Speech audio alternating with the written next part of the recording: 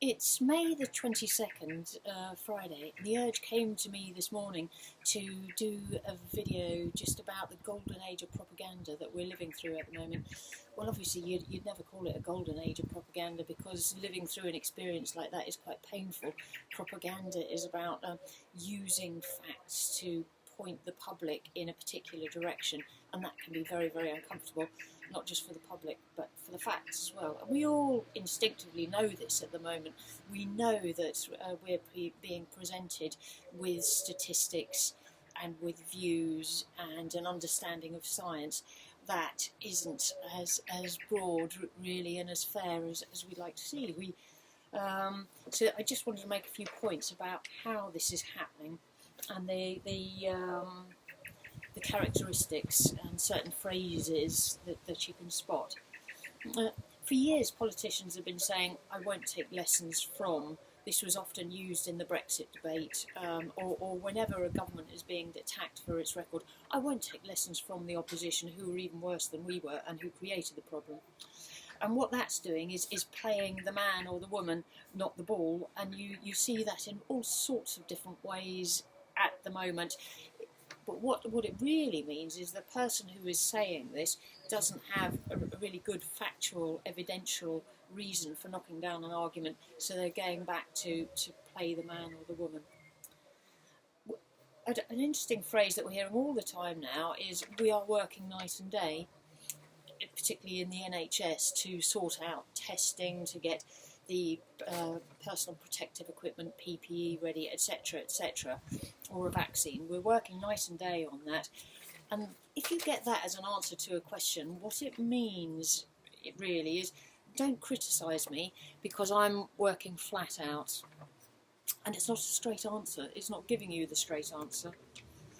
Another interesting, slightly more subtle example of that, which we're all aware of too, is when politicians would give you an absolute answer to a relative question. Now what that means is, let's say the question is there enough PPE in the NHS?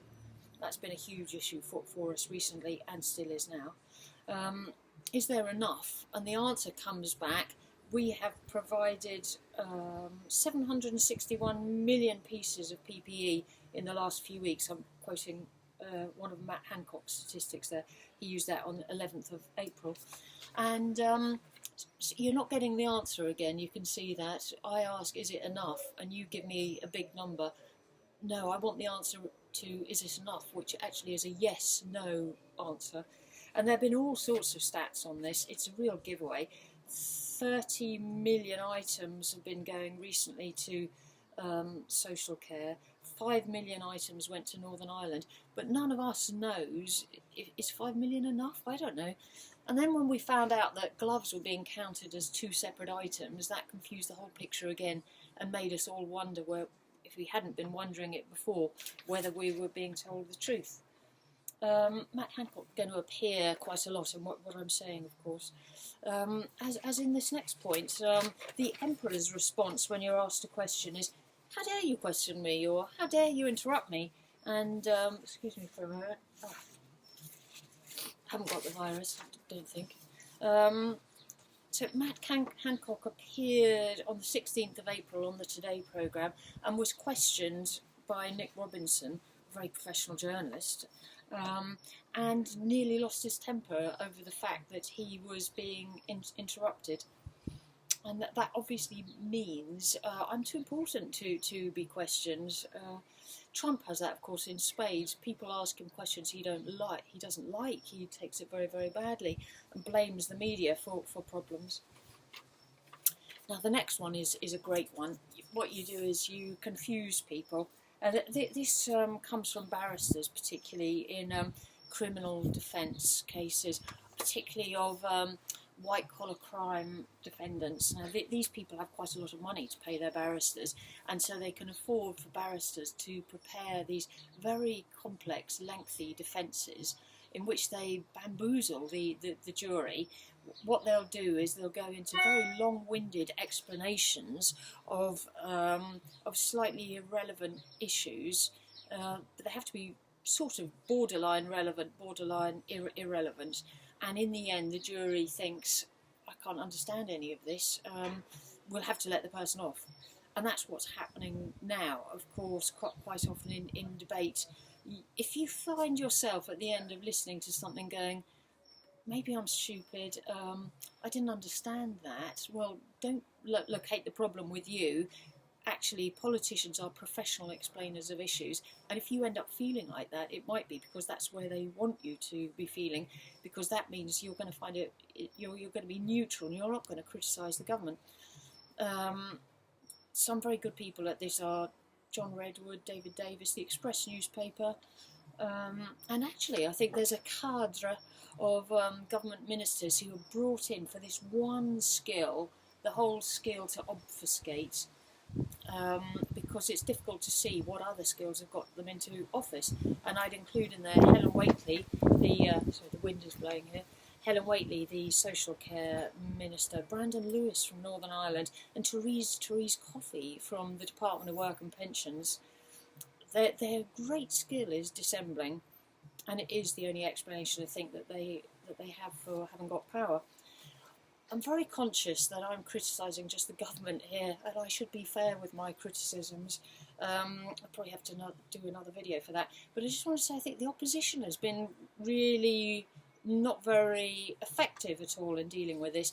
Keir Starmer, a lawyer himself and a man of great ability, he's not quite getting it. He's doing quite well in PMQs with Boris Johnson. But on Brexit, he produced lawyerly arguments of 5 points that the government would have to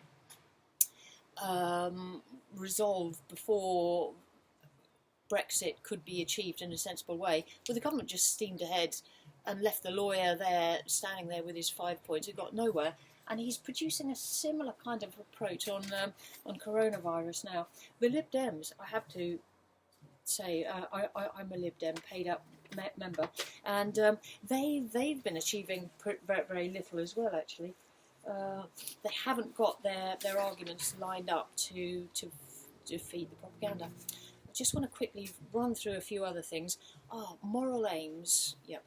When you have someone making the moral aims, the moral case, like Henry V before Agincourt, it's God's will that the English will win, and God's peace will be created then. And of course, when you have the government coming out with save lives, yeah, well, who could argue against saving lives? In fact, in journalism, I'm a journalist, there's something we often say to each other: if you can't say the opposite of something, then it's not worth saying. So I shouldn't be telling you to save lives unless I think that there's lots of people who don't want to save lives. And in fact, we all know that we all want to save lives, so you have to suspect someone who's saying that to you. Security issues. Sorry, I can't tell you that because it's under wraps, it's secure. That can be very dodgy too. And for instance, the list of the 57 people who are members of SAGE, the government, the scientific advisors to the government on coronavirus here, their names were all hidden until the 7th of May, as we all know. Now 55 of them have been published and 2 have been withheld, but that was only 6 weeks after lockdown, and that hid a great deal of the story, I think, the fact that we didn't know who those people were. Important things emerged from that list, and one of them is that amongst the 55 there is no dental expert. I think the dental system is one of the worst affected parts of the medical system in our country now. God help those people who have had toothache in this time. I doubt they will have got much of a service. The presidential appearance. Well, obviously Trump has been doing that, and Downing Street has borrowed it with the flags and the podium. If you want to take someone who's actually very fact-based in comparison, Andrew Cuomo of New York, he's actually seated. He's so powerful in his arguments that he doesn't need to be standing, doesn't need flags. He talks about his family. And when he talks about his family, it's not a vain thing. What he's doing is he's relating the facts that he's giving to people to normal life as he knows it through his family. Blaming someone else, yep, Trump on China, we all know about that. Matt Hancock, the star of this piece actually that I'm delivering to you now. Matt Hancock made some terrible blunders. And when he blamed NHS workers for using too much PPE, that was quite extraordinary. Obsequiousness. When you see the people surrounding the lead speaker, nodding deferentially, nearly bowing, that's a bad sign. Raab, for instance, Dominic Raab, when he talked about on the 7th of April about how the Prime Minister who was just going into hospital, when he contracted coronavirus as a fighter, that was a kind of suggestion that Boris Johnson was a Superman and was capable, through these Superman powers, of fighting off the virus, whereas the rest of us are slightly wimpy because we don't have that. Quick point, look at the assumptions that are coming in during these bits of propaganda. Very disturbing one was Boris Johnson talking about prepare to lose your loved ones in his speech of 15th of March. So individuals don't really matter that much.